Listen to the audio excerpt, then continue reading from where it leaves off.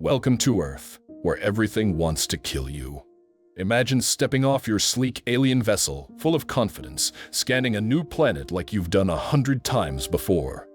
You've braved acidic winds on Glorith IV, hunted plasma bats on Narthon Prime, even dodged volcanic storms on Vresk 7.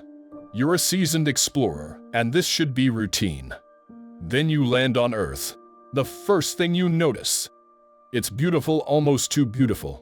The sky shifts from vibrant blue to fiery orange as the sun dips below the horizon. Trees stretch high into the clouds. Rivers cut through vast valleys, and the air smells clean. Alive even. You think you've stumbled on a paradise. That's your first mistake. Earth isn't paradise. It's a death trap disguised as one. Everything on this planet is trying to kill you, and if it isn't trying, it can. And somehow, the dominant species not only survives here, they thrive. You barely make it a mile before you hear it. A high-pitched buzzing, like a malfunctioning drone. Then pain. Sharp, stabbing pain in your neck. A tiny insect, barely visible, just pierced your exoskin. One drop of its venom sets your nervous system on fire. You collapse, twitching, as your translator frantically searches for the right words. Mosquito. Common. Harmless to humans. Harmless to humans. That's the key phrase you'll hear over and over again on Earth. What's harmless to the native species would bring any other life form to its knees. You recover, shaken, and keep moving. The forest grows thicker. You admire the strange elegance of Earth's life until a flash of stripes catches your eye. Something's watching you. It moves low to the ground, muscles rippling beneath its orange and black fur. Your databanks scramble to identify it. Tiger, the translator finally says. Apex predator, can sprint at 60 kilometers per hour, can leap 10 meters, known to swim, climb, and ambush prey. You look again and it's gone. Somewhere in the underbrush, a 300-kilogram killing machine is stalking you in perfect silence. And you realize something terrifying. You are prey. You don't belong here. Most planets have danger zones, places to avoid. Earth is a danger zone with occasional safe spots. And even those safe spots come with caveats. That peaceful-looking lake, it's full of creatures with neurotoxic barbs. That shady patch of grass, home to a snake whose bite can stop your heart in minutes. Even the weather wants you dead. On Earth, storms don't just drench you. They throw bolts of lightning hotter than the surface of the sun. Winds can reach speeds that rip trees from the ground. Blizzards freeze everything in sight. Droughts turn fertile ground to dust. Earth doesn't have a climate, it has moods. And yet, through all of this, humans endure. No, more than endure, they flourish. They don't just survive the harshest environments on the planet, they settle there. You'll find them living in deserts where the ground cracks open under the sun, or in icy wastelands where breath turns to frost. What kind of creature looks at a volcano and says, "Let's build a city here"? What kind of species faces a Category 5 hurricane and responds by naming it, measuring it, and rebuilding afterward? Humans, that's who. Their history isn't just about survival, it's about defiance. When the cold tried to kill them, they discovered fire. When beasts hunted them, they made weapons. When nature flooded their homes, they built levees, then taller homes, then floating cities. Every threat Earth throws at them becomes a challenge to overcome, a puzzle to solve, a mountain to climb literally. They climb Earth's deadliest peaks for fun. There's something different about them. Not just biologically, though they're impressive there too. Adrenaline, pain tolerance, immune system adaptability, humans are outliers in every category. But it's more than that. It's a mindset. Where other species avoid danger, humans analyze it, catalog it, then return to it. They make documentaries about killer animals. They wrestle with predators for sport.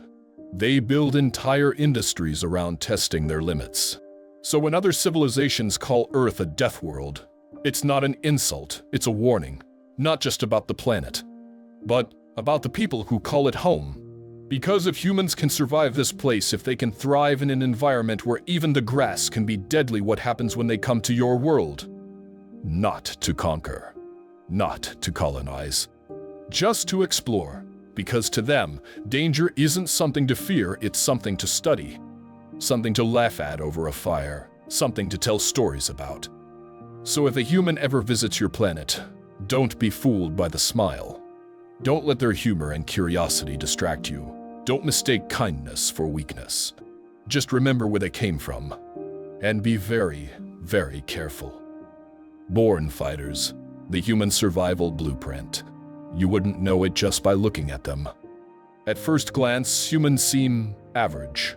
They aren't the biggest, strongest, or fastest species in the galaxy. No natural armor, no venom glands, no wings or claws. They don't have thick hides or photosynthetic cells. Biologically, they're soft, fragile even. And yet somehow, they're among the most feared species known. Why? Because humans don't just survive, they adapt. And when they're pushed, they fight back with a kind of determination that borders on obsession. Pain, fear, exhaustion, those things break most creatures. But for humans, they're just signals, warnings, alerts to push harder, run faster, hold on longer. It starts early, on Earth. Children are born completely helpless, more vulnerable than most species at birth. But instead of limiting them, that very helplessness forces human infants to learn fast. They crawl, they climb, they fall and get back up again. Their entire development is a crash course in failure and recovery. That's the first sign. Then there's their bodies. On paper, a human doesn't look like much. But dig deeper, and you find one of nature's most versatile blueprints. Their muscles might not be as dense as a Vorton soldier's, but they repair faster. Their bones might not be as hard as a Creel's exoskeleton, but they're stronger than they look, and when they break, they grow back tougher. Their endurance is off the charts.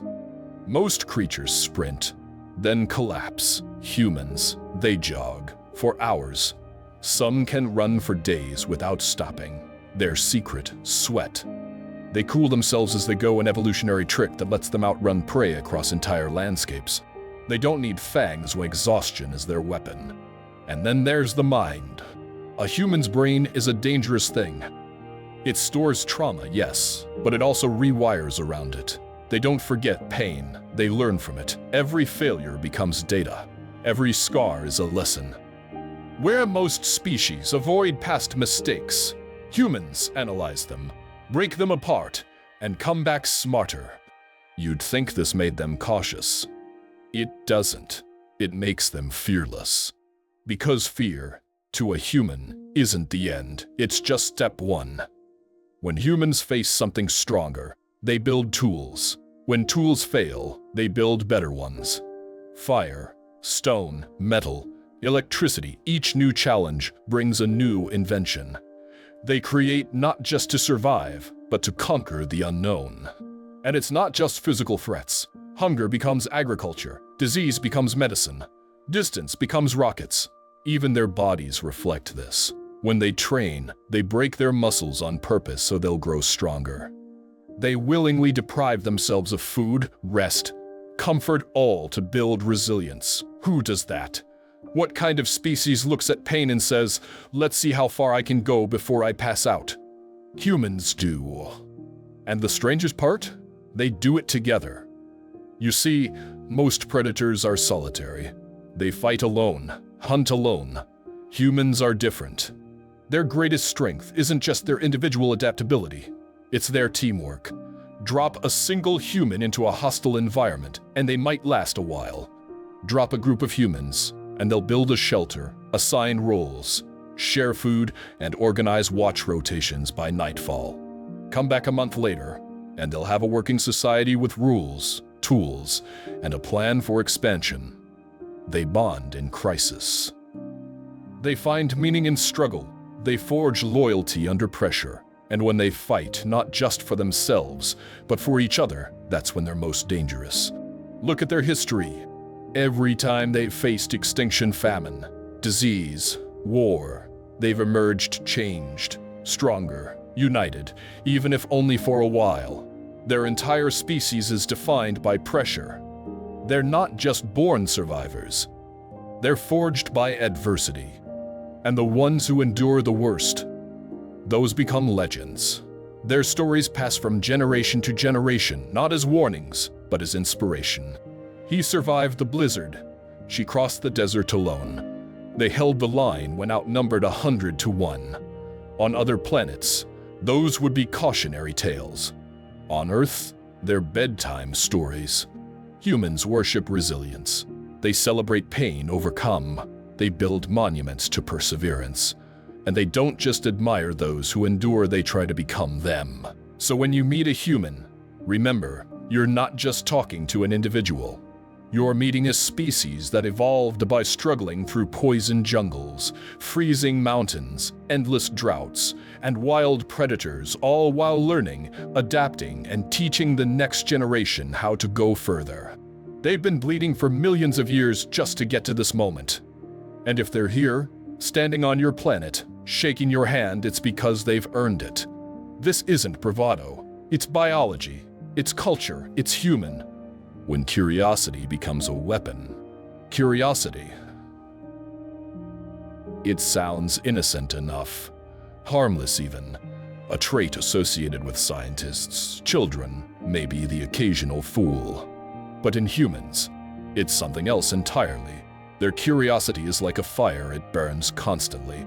It consumes uncertainty, devours limits, and refuses to die out.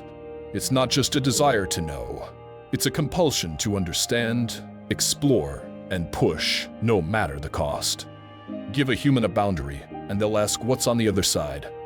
Tell them it's dangerous, and they'll pack supplies.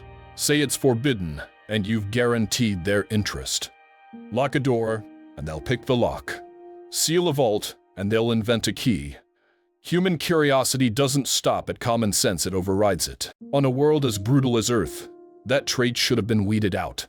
The jungle doesn't care if you're curious about what's behind the bush. It just eats you. Volcanoes don't care why you want to see inside. Storms won't wait while you test a theory. And yet somehow, humans survived despite that impulse, and even more shockingly, because of it. They didn't just explore their world, they mapped it. Crossed deserts, climbed the highest peaks, sailed into oceans without knowing what was beyond the horizon. And they didn't stop when they reached the edge. They invented ships that crossed air, then rockets that pierced the sky. They reached space not because it was easy or safe, but because it was there.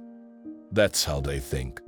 What makes it even more dangerous is that human curiosity isn't idle. It's active. It's not just sitting in a room wondering about the stars. It's building telescopes, launching probes, risking lives, and then doing it all again when the first mission fails. They expect failure. They build it into their plans.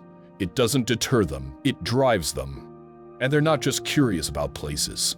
They're curious about everything: physics, biology, psychology, death, consciousness, the past, the future. They want to understand how things work, how things break, how things can be rebuilt. Sometimes they even take things apart just to see if they can put them back together. This hunger to understand isn't polite or cautious. It's invasive. They'll dissect, question, reverse engineer. If a new species is discovered, the first instinct isn't to observe quietly, it's to interact, to analog, to analyze. Often, they learn what something is by seeing what happens when it breaks. This makes them brilliant engineers, terrifying tacticians, and unpredictable explorers. If there's a system, a code, a puzzle, humans will solve it. If there's a locked terminal in a derelict space station, they'll crack it. If there's a signal bouncing through deep space with no known origin, they won't ignore it, they'll answer. And if they encounter an alien species like you, they'll want to learn everything about you, not out of malice, but out of need. What you eat, how you breathe, what your body can endure, what your culture values, what your people fear. They'll ask, watch, record, compare. They'll find your limits not to exploit them, but because they have to know. That's just how they're wired. But it's not just what they learn, it's what they do with that knowledge. Once a human understands something, they start imagining how to change it. Improve it, weaponize it, cure it, hack it, build around it. They don't stop at what is. They immediately ask, what could be? This has led to their greatest achievements and their most devastating weapons. They discovered radiation and turned it into power, and then bombs. They learned to manipulate genes, and now they debate creating custom-designed children. Every breakthrough opens the door to something incredible and something terrifying, and they walk through both doors. Always. So when aliens say humans are dangerous, they usually mean their weapons, their history of war, their tenacity. But the truth is, their real weapon, the thing that sets them apart, is their relentless need to know. It's a force stronger than fear, stronger than instinct, even stronger than self-preservation sometimes. If a human hears no one has ever returned from that nebula, their first thought isn't to avoid it, it's why. And then they go. It's not recklessness, it's not ego, it's curiosity. And when that curiosity is paired with their resilience, their teamwork, and their refusal to quit it, becomes something terrifying. Something uncontainable. Something that changes everything it touches.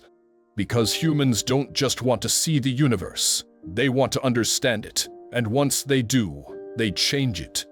They adapt, then dominate.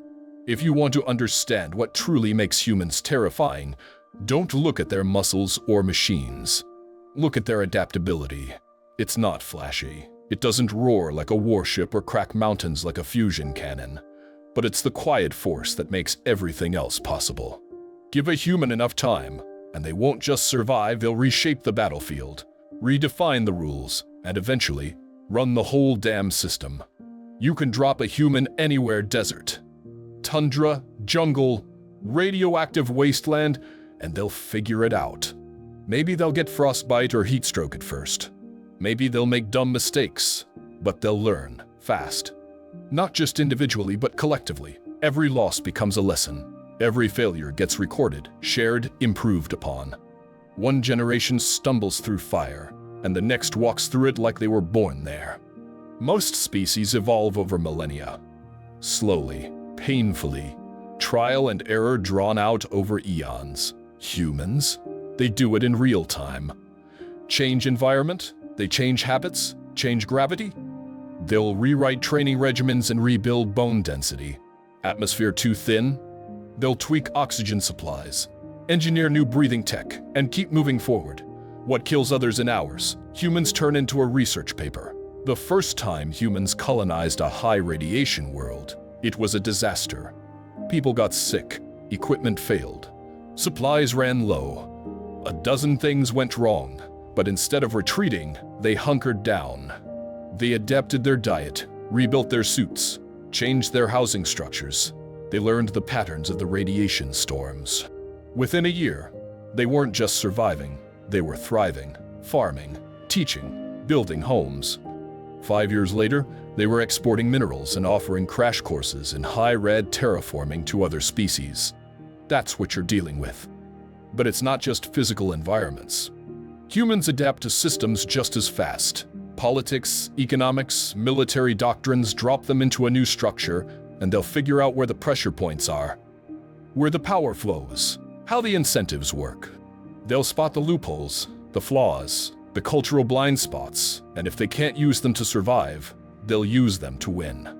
The first time humans joined the Galactic Trade Council, they didn't know the etiquette, the protocols, the unspoken rules. They were mocked, seen as clumsy, backward, too aggressive. But by the third summit, they were setting agendas. They'd studied every delegation, learned every cultural tick, read between every line of every treaty. They didn't just catch up, they outpaced. The same thing happened in war. The first time humans faced off against the Varnak Legion, one of the most disciplined, high-tech militaries in the quadrant, they got torn apart. Human tactics were outdated, and their tech was a generation behind. The Legion expected it to be a short campaign. It wasn't. Because the humans watched and learned. They noticed how the Varnak deployed their units, how their armor rotated, how they communicated, And they changed, not next decade, next week. They field-tested new formations, scrapped old doctrines, reverse-engineered enemy weapons, and adapted on the fly. 6 months later, the Varnak were the ones scrambling. A year later, the Legion was suing for peace. This pattern repeats again and again. You can beat them once, maybe even twice, but unless you end them, they'll come back stronger. And not out of some mystical resilience, but because they refuse to stay static. Everything gets updated, rebuilt, optimized. They don't romanticize tradition. If a better way exists, they'll find it and use it. That mindset infects everything they do. It's why their tech evolves so quickly, why their culture shifts so fast, why even their values change depending on what helps them survive and grow. What scared them a generation ago becomes entertainment. What broke them last century becomes a training module. What limited them yesterday becomes fuel for tomorrow. Most species crave stability. Humans, they crave progress. Sometimes even chaos. They're comfortable with instability because they see it as potential. Where others see danger, they see an opportunity to grow. There's a saying among the Outer Rim traders: don't try to outlast a human. They'll just become something new. And it's true. Corner them, and they'll find a third option. Strip them of resources and they'll innovate. Cut them off and they'll build bridges. Push them down and they'll dig a tunnel and pop up behind you. They don't just resist change, they become it. That's why so many alliances hesitate to provoke Earth. Not because they're the strongest, not always, but because strength fades, technology ages, plans fail. What lasts, what endures, is the ability to adapt faster than the problem evolves. And humans? They've turned that into an art form. Unpredictable minds and ruthless mercy. If there's one thing that makes humans truly terrifying to outsiders, it's not their weapons, their adaptability, or even their physical durability. It's their minds, not just their intelligence, but the wild, chaotic, deeply unpredictable way they think. You can map a battlefield. You can measure strength. But you can't chart a human's decisions. They don't follow logic like a program. They follow something deeper, messier, an unpredictable mix of instinct, emotion, and calculation that makes them impossible to control. This isn't randomness. No, humans aren't random, they're deliberate. It's just that their reasoning doesn't always make sense to others. They'll sacrifice a winning position to save one comrade. They'll take in a wounded enemy. They'll spare someone who tried to kill them and then burn down an entire base because someone insulted their family. It's maddening to try to predict them. What motivates them shifts from moment to moment: honor, guilt, love, revenge, duty, trauma, even just a gut feeling. But what really shakes alien commanders isn't just how unpredictable humans are. It's how dangerous their compassion can be. When humans fight, they're capable of savage violence. Their war history proves that. But what's more shocking is how often they choose not to. Not because they're weak, not because they're afraid, but because they don't want to become monsters. That self-awareness, that refusal to lose their humanity is what makes their mercy terrifying. A Karathi general once said, "The humans refuse to annihilate us. Not out of weakness, but because they wanted us to live with what we'd done, and that's the thing." When humans spare someone, it's not always kindness. Sometimes it's strategy. Sometimes it's punishment. Sometimes it's mercy laced with a message. You don't get to die and escape this. You live and you change. That kind of psychological warfare doesn't show up on scanners, but it echoes across generations. You can map a battlefield. You can measure strength. But you can't chart a human's decisions. They don't follow logic like a program. They follow something deeper, messier, an unpredictable mix of instinct, emotion, and calculation that makes them impossible to control. This isn't randomness. No, humans aren't random, they're deliberate. It's just that their reasoning doesn't always make sense to others. They'll sacrifice a winning position to save one comrade. They'll take in a wounded enemy. They'll spare someone who tried to kill them and then burn down an entire base because someone insulted their family. It's maddening to try to predict them. What motivates them shifts from moment to moment: honor, guilt, love, revenge, duty, trauma, even just a gut feeling. But what really shakes alien commanders isn't just how unpredictable humans are. It's how dangerous their compassion can be. When humans fight, they're capable of savage violence. Their war history proves that. But what's more shocking is how often they choose not to. Not because they're weak, not because they're afraid, but because they don't want to become monsters. That self-awareness, that refusal to lose their humanity is what makes their mercy terrifying. A Karathi general once said, "The humans refuse to annihilate us. Not out of weakness, but because they wanted us to live with what we'd done, and that's the thing." When humans spare someone, it's not always kindness. Sometimes it's strategy. Sometimes it's punishment. Sometimes it's mercy laced with a message. You don't get to die and escape this. You live and you change. That kind of psychological warfare doesn't show up on scanners, but it echoes across generations. One famous case: during a conflict on the Rim, a human squad came across a group of enemy soldiers, young recruits, barely trained, starving. The humans had every reason to eliminate them, but instead they fed them, treated their wounds, sent them home with maps, supplies, and a message. Your commanders sent you to die. We won't. Those recruits became pacifists. Some became whistleblowers. Others started revolts. The war ended faster than expected. Not because of a decisive battle, but because human mercy undermined the entire enemy chain of command. That's the terrifying thing. Humans don't always need to dominate through brute force. They can break you with decency. Their capacity for empathy, when weaponized, can be more effective than any orbital cannon. And yet, that same mind can flip in a moment. Push a human too far, and that empathy burns away. All the softness, the compassion, the restraint, it evaporates. What's left is a cold, calculating force that doesn't stop. Not until the threat is gone. Not until every last friend is safe. You'll see it in their eyes that moment the switch flips. And when it does, mercy ends. What begins then isn't rage, it's resolve. Vengeance, methodically applied. There's a term humans use: ruthless. It means efficient, unflinching, willing to do whatever needs to be done, no matter how painful. When humans become ruthless, even their allies step back. Not because they're out of control, but because they're in control. And that's what makes it terrifying. They'll dismantle entire systems, outthink empires. If necessary, they'll become the monster to stop one. But afterward, they'll mourn. They'll question themselves. They'll try to rebuild what they destroyed internally and externally.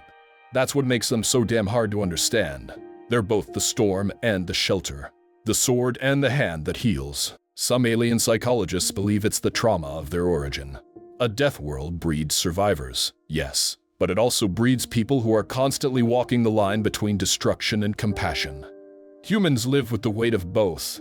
They carry their dead. They remember their mistakes. And instead of burying those memories, they build on them. They evolve emotionally, just as much as physically. That evolution is dangerous in itself. Other species change slowly. Social shifts take generations. Humans, one tragedy can reshape an entire planet's outlook. One child's death can change policy. One war crime exposed can rewrite laws. They're not stuck in traditions. They burn them down if they get in the way of becoming better. And that ability to change their mind, as a species, is both their hope and their weapon. You can defeat a human in battle. You can take their cities. You can even kill their leaders.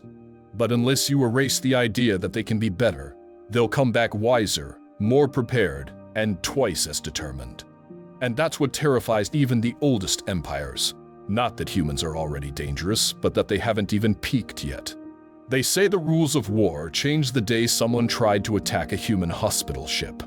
To be fair, it wasn't the first time someone had tested the limits of humanity's patience.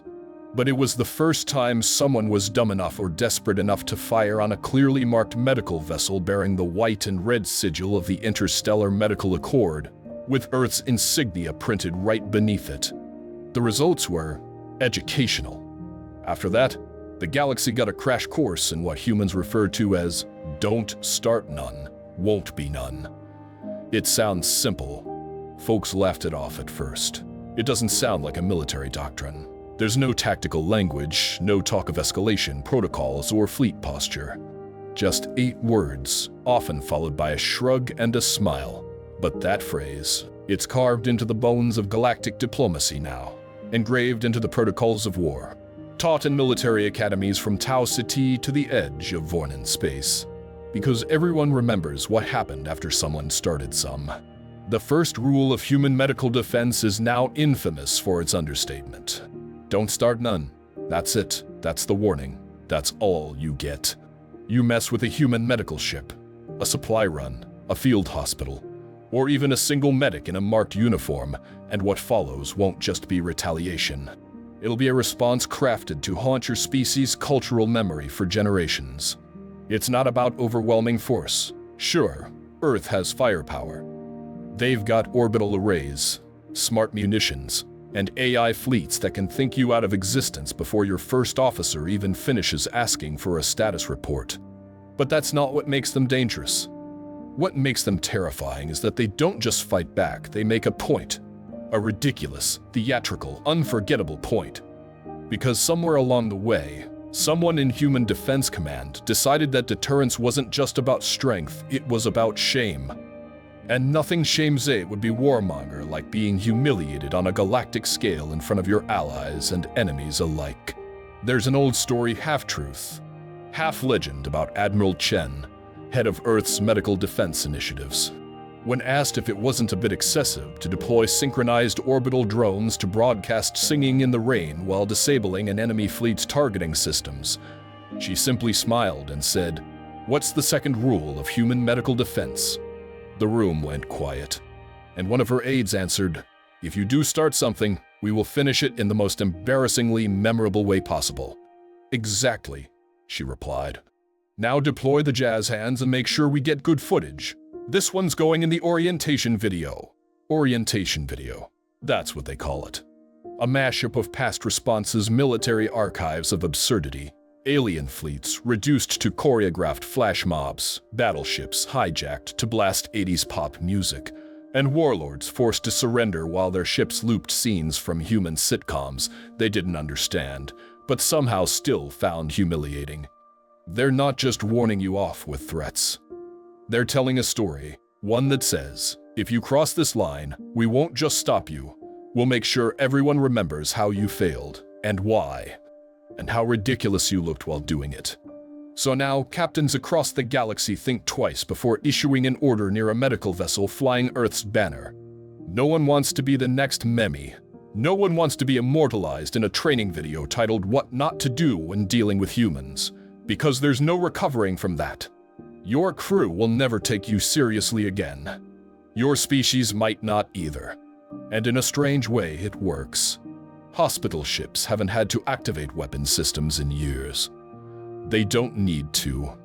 They're protected by reputation, by the sheer weight of stories passed from fleet to fleet, stories of fleets dancing involuntarily to Iamka, of entire planetary systems reprogrammed to speak only in internet slang, of AI defense networks that gave up and became poets out of self-preservation. What began as a warning, "Don't start none," has become the cornerstone of human deterrence. And the simplicity of it. That's the genius. It's not a threat, it's a choice. A calm, measured reminder that Earth doesn't want to fight you, but if you force their hand, they'll ruin your whole species' credibility and make you go viral doing it. So the next time you see a hospital ship with Earth's flag and a little decal reading "Protected by Rule 1, remember, it's not just a slogan. It's history, hard-earned, hilariously documented, and absolutely serious. Don't start none. You've been warned. You might think that war is about firepower, tactics, and superior numbers. You'd be wrong. At least when it comes to humans, it's about regret. Specifically, how deep that regret can be made to feel how thoroughly, creatively, and eternally you can be made to wish you had made a better decision. Because the second rule of human medical defense isn't about retaliation. It's about embarrassment. If you do start something, the rule goes, we will finish it in the most embarrassingly memorable way possible. That sounds cute on paper, like some throwaway line from a human comedy. But there's a reason it's now quoted in military briefings, diplomatic protocols, and even parenting manuals on certain warlike planets. Because it's real, and it works. After the infamous hospital ship incident, the Galactic Council gathered in emergency session. Not to mourn the loss of ships, not even to address the geopolitical tension. No, the session was called because someone's warfleet was caught, on every known broadcast frequency, dancing the Carlton, simultaneously, in perfect sync. Weapons offline, crews sobbing in confusion as their limbs betrayed them, performing 20th century Earth pop choreography designed for a sitcom no one outside humanity even understood. It wasn't a glitch. It wasn't a virus. It was an intentional human response, a statement. And it wasn't even the worst one. That came later.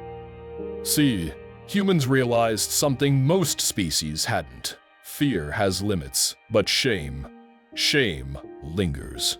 It infects culture. It makes future generations change their school curriculums just to avoid ever being that foolish again. So they leaned into it. The first response team didn't launch missiles. They launched a viral campaign. Enemy ship comms were overridden with Rick Astley's Never Gonna Give You Up. Tactical displays replaced with synchronized memes from Earth's ancient data archives. Alien flagship captains forced to issue surrender orders while being filmed doing TikTok dances they didn't understand but couldn't stop. That footage? It made it into every news cycle in the galaxy, translated into 3,000 languages, set to music, dubbed over with commentary by Earth's most sarcastic comedians. A species that once prided itself on conquest became a running joke in every corner of known space. And that was the point. When Director Chen authorized the MK protocol, the Defense Committee thought it was a bluff. Then they saw the results. Full fleets collapsing into musical formation, crew members breaking into choreographed routines mid-battle, and AI units suffering logic failure from the sheer absurdity of what they were being asked to process. It wasn't just psychological warfare, it was cultural warfare. Humanity had weaponized embarrassment. The worst part? It wasn't malicious. It was creative. Joyful even, like a prank that just happened to involve orbital satellites and emotional trauma. The Galactic Council later issued a formal advisory notice titled "Activities Now Classified as Asking for It." At the top of the list, attacking medical facilities, not because of ethics, because of consequences. Permanent Rick-rolling, flash mobs, vines replacing historical archives, rubber ducks in your flagship's medical bay, playing dubstep weapon sounds. You can explain away a defeat. You can justify casualties. But try facing your own government after your war fleet is reduced to memes, your historical records overwritten with cat videos, and your translation AI can only communicate in baby talk.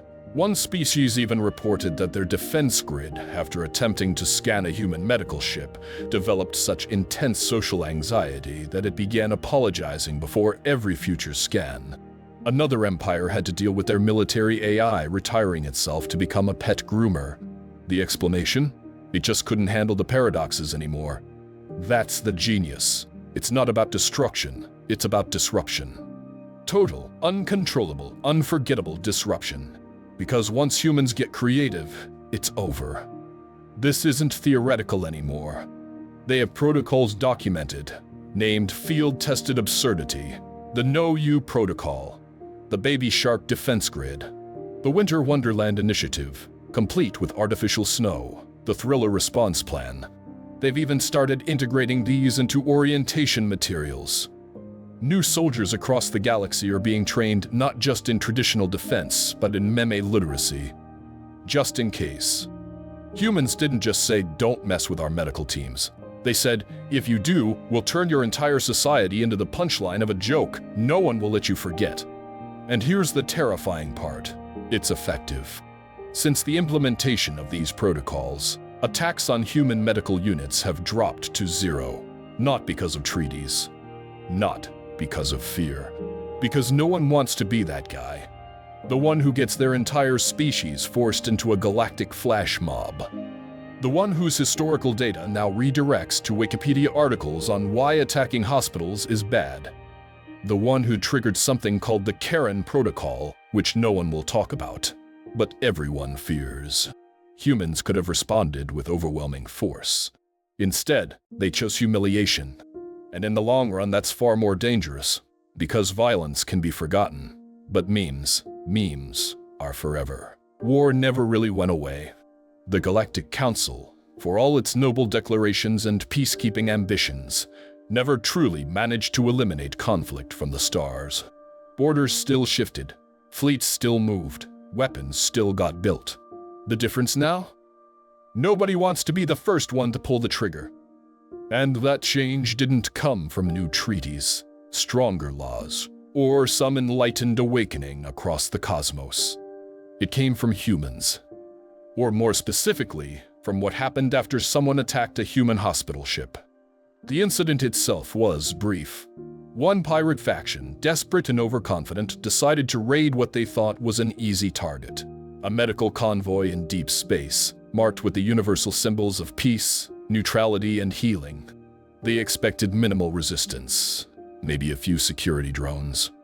What they got was a galaxy-wide lesson in humiliation warfare. Within hours, footage began circulating.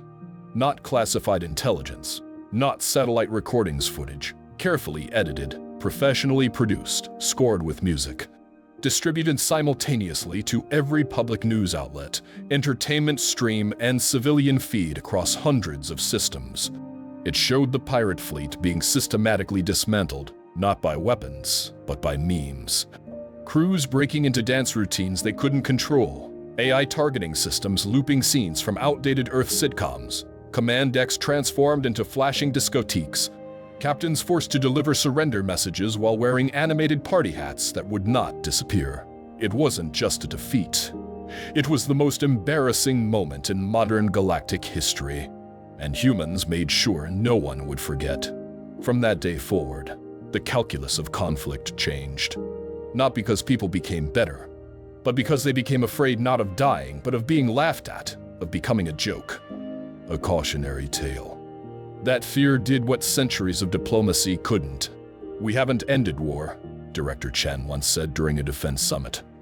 "We've just made it profoundly uncool." There were skeptics at first.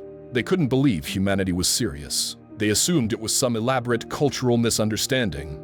Surely no rational species would prioritize public embarrassment over kinetic retaliation. Then came the protocols. They were real, documented, codified into military defense systems. With names like Carlton Protocol, No U Reflective Matrix, and the terrifying Baby Shark Orbital Defense Grid. They used music, memes, dance routines, emotional manipulation, and cultural infiltration as tools of deterrence. And they worked. The results were staggering. Attacks on medical ships dropped 100%. Not because defenses were impenetrable, but because no one wanted to be the next galactic punchline. You didn't just lose a battle when you went up against a human hospital convoy. You lost your dignity. Your history got rewritten as a cautionary meme. Your generals became gifs. Your victory songs were replaced by auto-looping Rick Astley. And worst of all, the humans would smile politely the entire time, like they were just here to help you make better choices. Overnight, new behaviors emerged. Commanders began hesitating. Pirate fleets started scanning for hidden Wi-Fi signals before engaging. Even warlike empires began installing cultural sensitivity officers not out of compassion, but to avoid triggering another incident. In a crowded bar on Nueva Mars, now officially labeled a cultural exchange zone after hosting too many accidental diplomatic incidents, a crystalline consciousness once summed it up perfectly while sipping a color-changing drink. They didn't make war illegal, it was. They made it socially suicidal. Diplomatic meetings changed too. Negotiators brought humor consultants. Military academies added meme defense awareness to the curriculum. Entire species rewrote their engagement protocols to avoid provocative ambiguity that could be misinterpreted as aggression and therefore warrant an entertainment-based counterstrike. No one wanted to wake up and find their species trending for the wrong reasons. Even the most hardened hive minds began hesitating. Not because they feared destruction, but because humans had figured out something darker. How to attack your culture, your pride, your narrative. How to leave you standing there, fully armed, completely intact, and utterly humiliated. It's hard to raise morale when your flagship's battle log has been rewritten into a slapstick comedy. It's harder still when your soldiers are suffering PTSD not from trauma, but from being forced to reenact synchronized dances while their AI screamed in existential dread. The real terror wasn't the loss of life. It was the loss of face. And humans didn't just understand that they engineered it. Across the galaxy, historians now point to the hospital ship incident as a pivot point. Not because of the scale of violence, but because of what followed. The dawn of the shame age, a time when wars weren't just measured in casualties but in memes per minute. When empires stopped to consider not whether they could win, but whether they could survive the reputation fallout. Ironically, humanity never claimed credit. They didn't hold press conferences or demand reparations. They simply updated their protocols and uploaded another montage to the galactic net. "Don't start none, won't be none," Chen once said with a smirk, sipping coffee as an alien fleet awkwardly backed out of scanner range. And slowly, surely, the galaxy changed. Not because of peace, because of potential embarrassment, which, in hindsight, may be the most human thing of all. The official warning list. After the hospital ship incident, the Galactic Council realized it needed to say something officially. So, they did what galactic bureaucracies do best. They issued an advisory notice. But this wasn't your standard dry policy update about restricted zones or interstellar parking violations. No, this was something different. This was a list of things you really shouldn't do unless you were prepared to face consequences that defied logic, dignity, and in some cases, physics. The document was titled plainly enough, Galactic Advisory Bulletin 471. Activities now classified as asking for it. Yes, that was the actual title. The bulletin went viral in under an hour. It was both hilarious and horrifying. What began as a deterrent quickly became the stuff of legend shared across military channels, corporate briefings, and even schoolrooms as an example of why we don't poke the humans. The list had 5 core warnings, each more absurd and more effective than the last. Attacking medical facilities. Risk level, extreme. Potential consequences may include, but are not limited to, permanent rickrolling, involuntary participation in synchronized flash mobs, and the replacement of your species' entire cultural archive with looping vines from early Earth internet history. It sounds like a joke, but the Krazit Dominion tried this once. Just once. Their great hall of knowledge, a monument to millennia of philosophical and artistic development, was quietly overwritten one night, in its place. A perfectly curated database of Earth memes, starting with dancing baby gifs, and ending with an unskippable 4-hour compilation of TikTok cringe fails. The Krazit are now deeply respectful of medical neutrality, interfering with medical supply routes. Risk level, don't even think about it. Consequences, human retaliation may involve the weaponization of TikTok dances. The Council does not understand how this works. The Council does not wish to understand how this works. There was a pirate crew that jammed a relief shuttle once, thinking they'd score high-value pharmaceuticals. Within minutes, every screen on their ship activated blasting choreographed dances they couldn't shut off. Worse, the dance code infiltrated their neural interfaces. By the time rescue crews arrived, the pirates had been locked in a loop of interpretive movement for 72 hours. One still twitches to the beat, profiting from medical emergencies.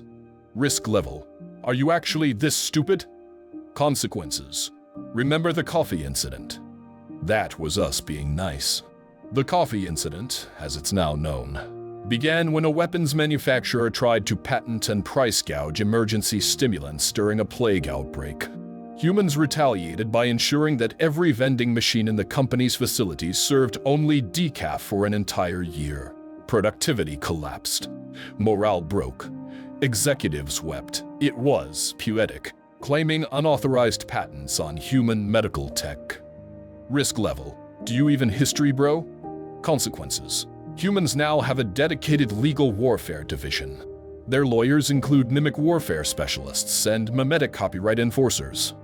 One company tried to claim exclusive rights to a medical scanner designed on Earth. Within days, every advertisement they'd ever produced was edited legally to feature clowns.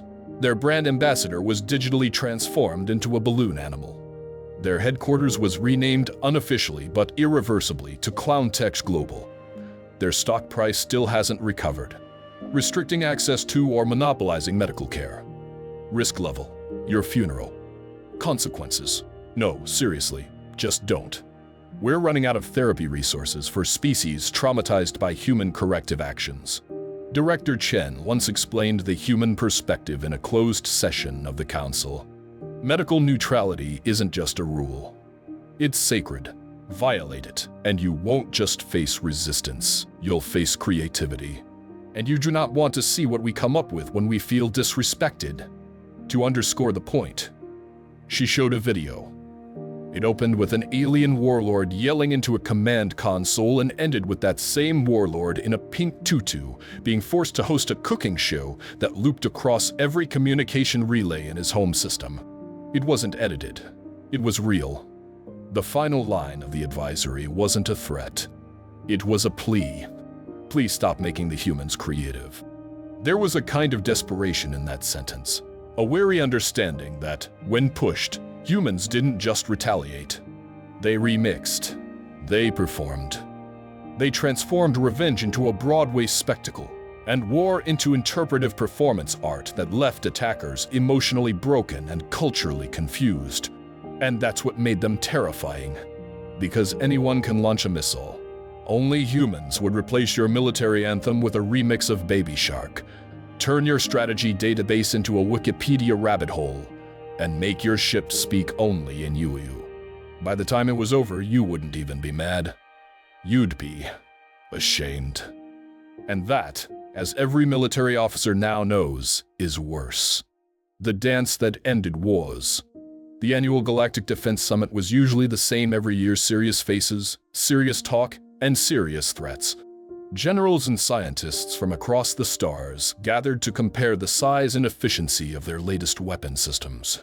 Presentations usually involved blast radius graphs, power to mass ratios, and stern warnings about rising tensions in Sector 12 or whatever system was currently acting up. But this year, things were different. This year, the humans were presenting, and they brought music. Director Chen, calm and professional as always, stood next to the human representative as he tapped a few buttons on the holo display. Today, he began with a grin, we're unveiling our newest medical ship protection protocol. We call it the Carlton Protocol. Confused murmurs spread across the assembly. One delegate, an elder from the Theon Empire, whose species measured respect in syllables, lifted several eyebrows. The what? Just watch, the human replied cheerfully. A simulation flickered to life in the center of the chamber. A hostile cruiser approached a human hospital vessel with weapons armed. Everyone leaned forward, expecting to see shields activate or some high-powered retaliatory beam. Instead, the attacking crew suddenly froze mid-movement. Then, without warning, they all began dancing to the Carlton. Yes, that Carlton. From the Fresh Prince of Bel-Air, arms swaying, hips bouncing. Smiles plastered on their faces like they'd been hardwired to enjoy it. And the music? Blasting through the attacker's own internal comms system on loop. Dead silence followed except for the gentle hum of the soundtrack in the background. That's impossible, a mechanoid representative finally stammered. Most species in this room don't even have spines capable of those movements. Exactly, the human beamed. That's what makes it effective. It's not about physical damage, it's about existential discomfort. Attack a hospital ship, and your crew will question reality before they can fire a single shot. Last week, Director Chen added smoothly. An entire pirate fleet surrendered after being forced into a full synchronized thriller performance. We didn't fire a single weapon. A low buzz ran through the room. A hive mind ambassador's voice echoed through its shared consciousness. This is madness. You cannot defend medical ships with choreography. Chen smiled. Data says otherwise, but it's... If dance doesn't work, the human rep said, flipping to the next slide, we still have the Baby Shark orbital defense grid. Every representative flinched in unison. Some shivered. One delegate from the Nebulan Alliance had to excuse himself from the room. The human paused, then looked up at the crowd. You may think we're being absurd, and you'd be right, but that's the point. Medical neutrality is sacred to us. If you threaten it, we won't just retaliate. We'll embarrass you so badly your great-grandchildren will still be doing jazz hands in their dreams. The hall was quiet for a long time. And then, a hand tentacle? Limb. Slowly raised in the back. Excuse me, came a voice from the back row. But how is this legal under the Galactic Accord of Civilized Warfare? Chen folded her arms. The Accord prohibits excessive force, not excessive theatrics. The room groaned collectively, but it was working. That was the terrifying part. In simulations, ships that encountered these meme-based defense systems routinely failed their attack objectives. Crew morale dropped to zero. AI battle systems developed glitches, some refusing to engage altogether. One autonomous destroyer, after experiencing the Carlton Protocol, simply changed its mission profile to inspirational dance trope and began broadcasting motivational messages to passing ships. There were whispers, even among veteran strategists, that humanity had found something worse than violence, humiliation. And worse still, humans had weaponized awkwardness. Think about it, the human representative continued. Most civilizations fear death. We fear being cringy, so we built defenses based on that. Every time someone considers attacking our medical ships, we want them to hesitate. Not because they'll die, but because they might live to see themselves become a meme. Laughter bubbled in the corner of the room. Nervous laughter, uncomfortable laughter, but laughter nonetheless. Besides, Chen added, if all else fails, we still have the Karen Protocol. The hall collectively held its breath. That one's redacted, she said, eyes gleaming. Even we think it goes too far. The summit adjourned an hour later. Quietly, no declarations, no threats. Just a series of quiet notes being passed from delegate to delegate, questions about Earth's cultural history, licensing agreements, and whether anyone had a copy of Thriller in species-compatible format. That night, somewhere in a hidden military complex, a new warning was added to the Galactic Archives. Do not engage human medical vessels. Not because you'll die, but because you might live. To dance,